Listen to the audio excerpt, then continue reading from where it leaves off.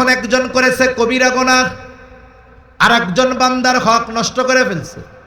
এখন ও যদি 1000 দানার তসবিহ একটা নিয়ে কয় আস্তাগফিরুল্লাহ আস্তাগফিরুল্লাহ, আল্লাহ আমারে মাফ করে দেন, বলেন তো বান্দার হক আদায় না করা পর্যন্ত তার তওবা আল্লাহ কবুল করবে নাকি?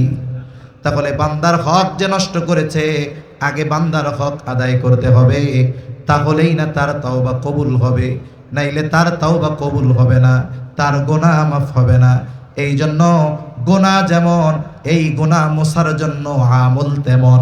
কবিরা গুনাহ যদি হয় খালেস তওবা করতে হবে, বান্দার হক সম্পৃক্ত যদি হয় বান্দার হকগুলো আদায় করতে হবে, ছোট ছোট অন্যায় যদি হয় ওটাও মাফ চেয়ে নিতে হবে। কারণ দুনিয়াতে কেউ যদি কারোর সাথে অসৎ আচরণ করে, একজন মুরব্বী, তার সাথে আমার ভালো আচরণ করতে হবে, এটা তার হক। এখন আমি তার সাথে মন্দ আচরণ করলাম, তার কাছে আমি ক্ষমাও চাই নাই, তার কাছে মাফও চাই নাই, সে মাফও করে নাই, কি হবে তাইলে? নবীজি বলেন তোমরা ওই দিন আসার আগে সতর্ক হয়ে যাও, যেই দিন আল্লাহ তাআলা বাদী বিবাদীর মধ্যে ফয়সালা করে দিবে।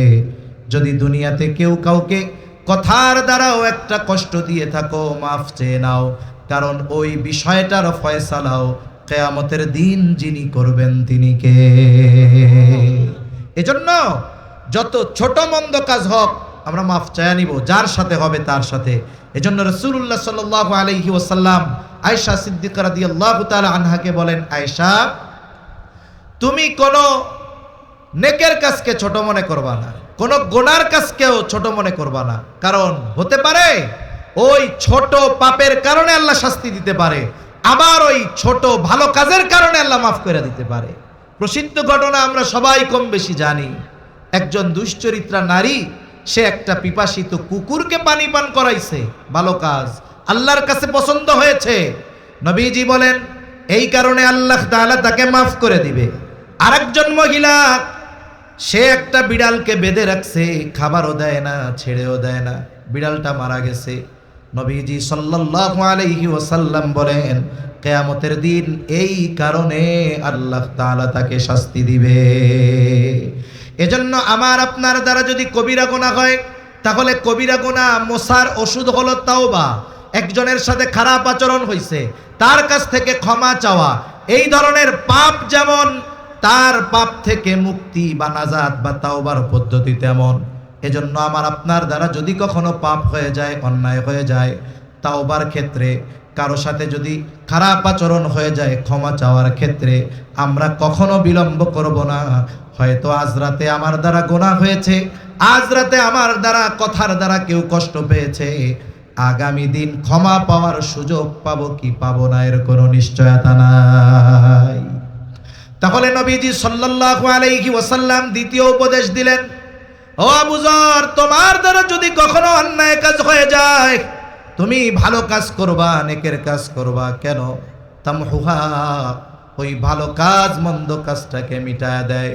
3 নাম্বার, নবীজি সাল্লাল্লাহু আলাইহি ওয়াসাল্লাম বলেন ওয়া খালিকিন নাসা বিখুলুকিন হাসানিন, ও আবু যর, মানুষের সাথে সদাচরণ করবা,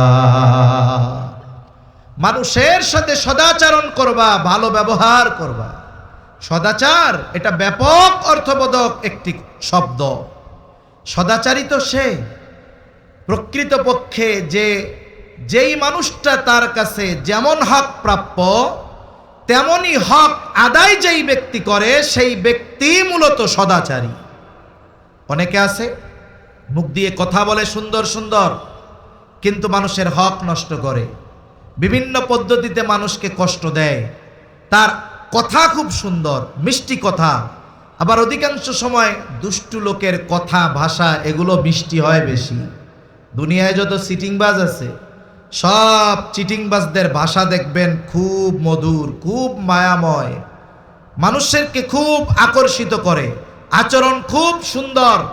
যেগুলো চিটিংবাজ, অধিকাংশ মানুষ আচরণের দিক দিয়ে খুব সুন্দর আচরণ করে, কিন্তু তার ভেতরে কি আছে এটা আমরা কেউ বুঝতে পারি না। তাহলে সদাচারীকে বলে মানুষের সব হক যে আদায় করে সে। আর মানুষের হক আদায় করা এটা আমাদের জন্য সবচাইতে গুরুত্বপূর্ণ বিষয়। কারণ কোনো ব্যক্তি যদি মানুষের হক নষ্ট করে, সেটা আচরণগত দিক দিয়ে হোক, সেটা অর্থনৈতিক দিক দিয়ে হোক, কেউ যদি মানুষের হক নষ্ট করে, কিয়ামতের দিন ওই ব্যক্তি সবচাইতে নিঃস্ব হবে। দুনিয়াতে কেউ যদি কোনো মানুষের হক নষ্ট করে, কিয়ামতে সবচাইতে নিঃস্ব হবে ওই ব্যক্তি।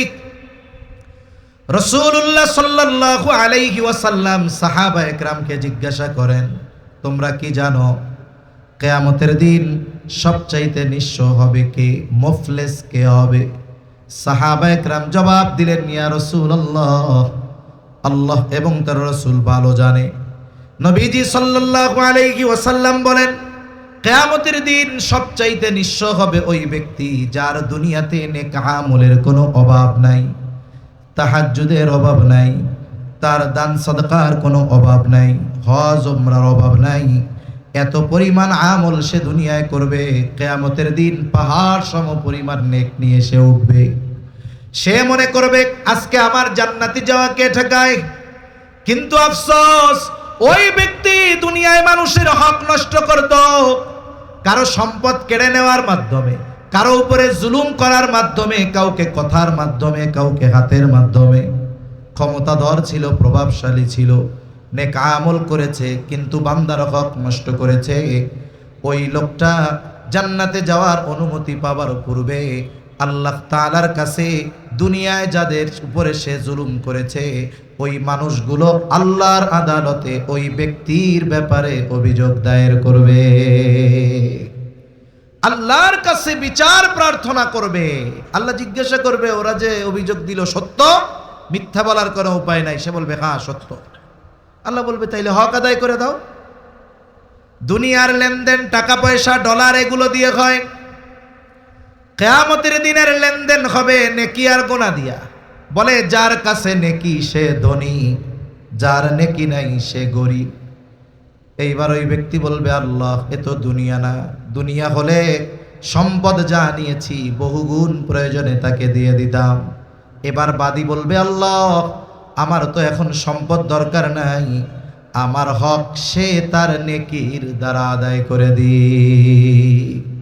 হয়তো দুনিয়ায় নিছিল ৫,০০০ টাকা, ও এবার বলবে, আল্লাহ দুনিয়ার ওই ৫,০০০ টাকার যদি শোধ করতে হয় তাহলে ওই ৫টা হজের সওয়াব আমার দেওয়া লাগবে। কিছু করার আছে? কিছু করার নাই। দাবি অনুযায়ী দিতে হবে, হক আদায় করতে হবে। একের পর এক মানুষের হক আদায় করতে করতে পাহাড় পরিমাণ নেক শেষ, কিচ্ছু নাই। লোকটা হতাশায় আল্লাহ তাআলার কাছে বলবে, আল্লাহ সব নেকি শেষ, এখনো তো অভিযোগকারীর সিরিয়াল লম্বা। অভিযোগকারীরা বলবে, আল্লাহ নেকি নাই তাতে কি, আমাদের গুনাহগুলো নিয়ে আমাদের হালকা বানায়া দি। এতক্ষণ নেকি দিয়া হক আদায় করা লাগছে, এখন গুনাহ নিয়ে হক আদায় করতে হবে। পাহাড় পরিমাণ গুনাহর মালিক সে হয়ে যাবে। নবীজি বলেন, কিয়ামতের দিন সবচাইতে নিঃস্ব হবে ওই ব্যক্তি যার দুনিয়ায় নেক আমলের অভাব ছিল না, কিন্তু দুনিয়ায় সে মানুষের হক নষ্ট করত। এজন্য প্রকৃতপক্ষে সদাচরণকারী হলো সে যে মানুষের হক আদায় করে, যার সাথে যেমন হক তেমনটা সে আদায় করে। এই ব্যক্তি হলো সর্বোচ্চ সদাচরণকারী। মানুষের সাথে ভালো ব্যবহার, এটা উত্তম আখলাকের অন্যতম একটা অংশ। এই উত্তম আখলাক, উত্তম চরিত্র, এটা অনেক বড় এক আমল। রাসূলুল্লাহ সাল্লাল্লাহু আলাইহি ওয়াসাল্লামকে জিজ্ঞাসা করা হলো, মিজানে সবচাইতে ওজন হবে কোন আমল? আমল গণনা করা হবে না, মেপে দেখা হবে না, ওজন দেওয়া হবে। নবীজি সাল্লাল্লাহু আলাইহি ওয়াসাল্লামকে জিজ্ঞাসা করা হলো, সবচাইতে ওজন হবে কোন আমল? নবীজি সাল্লাল্লাহু আলাইহি ওয়াসাল্লাম নামাজের কথা বলেন নাই, রোজার কথা বলেন নাই, হজের কথা বলেন নাই, যাকাতের কথা বলেন নাই। নবীজি সাল্লাল্লাহু আলাইহি ওয়াসাল্লাম বলেছেন, মিজানে সবচাইতে ওজন হবে যেই আমল, সেটার নাম হলো উত্তম চরিত্র। উত্তম আখলাক, উত্তম চরিত্র, এটা মিজানে সবচাইতে ওজনদার হবে। এজন্য একজন মানুষ সদাচরণকারী নয়, উত্তম ব্যবহারকারী নয়, সে মানুষের সাথে নরম ভাষায় কথা বলে না, সে রুক্ষভাষী কর্কশভাষী এই ধরনের মানুষ সদাচরণকারী হতে পারে না। এজন্য যেই মানুষটা আমার কাছে যেমন হক পাও না আমি তাকে ওই হক দিব। একজন বড়, সে আমার কাছে কি পাও না? বলে সে আমার কাছে পাওনা হলো সম্মান। একজন ছোট, সে আমার কাছে কি পাওনা? বলে সে আমার কাছে পাওনা হলো স্নেহ। রাসূলুল্লাহ সাল্লাল্লাহু আলাইহি ওয়াসাল্লাম বলেন, মান লাম ইয়ারহাম সাগীরানা ওয়া লাম ইউক্কির কাবীরানা ফালাইসা মিন্না। নবীজি সাল্লাল্লাহু আলাইহি ওয়াসাল্লাম বলেন, মান লাম ইয়ারহাম সাগীরানা, যে ছোটর উপরে রহম করে না, ছোটনকারী হতে পারে না।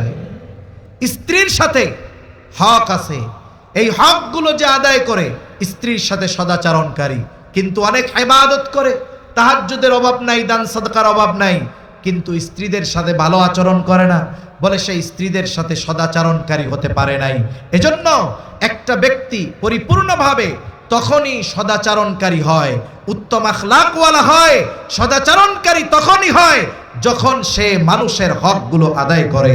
আর মানুষের হক যদি আদায় না করে, কিয়ামতের দিন আল্লাহর আদালতে তাদেরকে ধরা পড়ে যাওয়া লাগবে। এজন্য সম্মানিত উপস্থিতি, উত্তম আখলাকের অন্যতম পাঠ হলো মানুষের হক আদায় করা। এজন্য দেখুন, ইসলামের যত বিধি বিধান, হুকুম আহকাম সম্মিলিতভাবে যত কিছু আছে, ঈমান থেকে নিয়ে যত কিছু আছে, সবগুলোকে শরীয়তে ইসলাম 5টি ভাগে বিভক্ত করেছে। 1 নাম্বার ঈমান আকীদা, 2 নাম্বার ইবাদত, 3 নাম্বার মুআমালাত, 4 নাম্বার মুআশারাত, 5 নাম্বার হলো আখলাক। এর মধ্যে ঈমান আকীদা আর ইবাদত যদি এক পাশে রাখেন, বাকি যে 3টা বিষয় আছে, এই 3টা বিষয় মানুষের সাথে মানুষের পারস্পরিক লেনদেন, আদান প্রদান, সম্মান আর আচার আচরণের সাথে সম্পৃক্ত।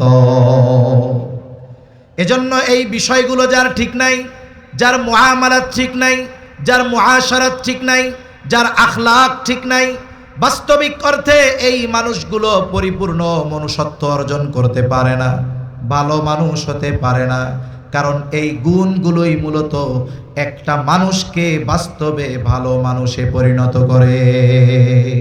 আমার আপনার নবীজি সাল্লাল্লাহু আলাইহি ওয়াসাল্লাম নবুয়তের বহির প্রকাশ হলো 40 বছর বয়সে, কিন্তু এর আগে আমার আপনার নবীজি ওই জাহেল সমাজে মানুষের সাথে সদাচরণকারী হিসাবে আমার আপনার নবীজির প্রসিদ্ধি ছিল।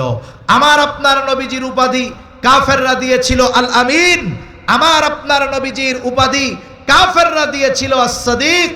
তিনি মানুষের সাথে এতটা সদাচরণকারী ছিলেন, মানুষের সাথে মুআমালাতের ব্যাপারে এতটা সচেতন ছিলেন, যেই কাফেররা নবীজিকে হত্যার অপচেষ্টা করেছে, ওই কাফেরদের আমানতের সামগ্রী তাদের কাছে পৌঁছানোর ব্যবস্থা না হওয়া পর্যন্ত আমার আপনার নবী মদিনার দিকে সফর শুরু করেন নাই।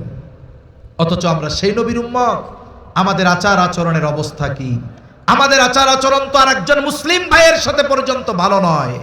আমরা মনে করি ইবাদত যত বেশি করব আমি তত আল্লাহর কাছে প্রিয় হব। না না, রাসূলুল্লাহ সাল্লাল্লাহু আলাইহি ওয়াসাল্লামের কাছে 2 জন মহিলার অবস্থা পেশ করা হলো। একজনের ব্যাপারে বলা হলো, ইয়া রাসূলুল্লাহ সাল্লাল্লাহু আলাইহি ওয়াসাল্লাম, একজন মহিলা এমন কোনো আমল নাই যে সে করে না, একটা নফলও সে ছেড়ে দেয় না।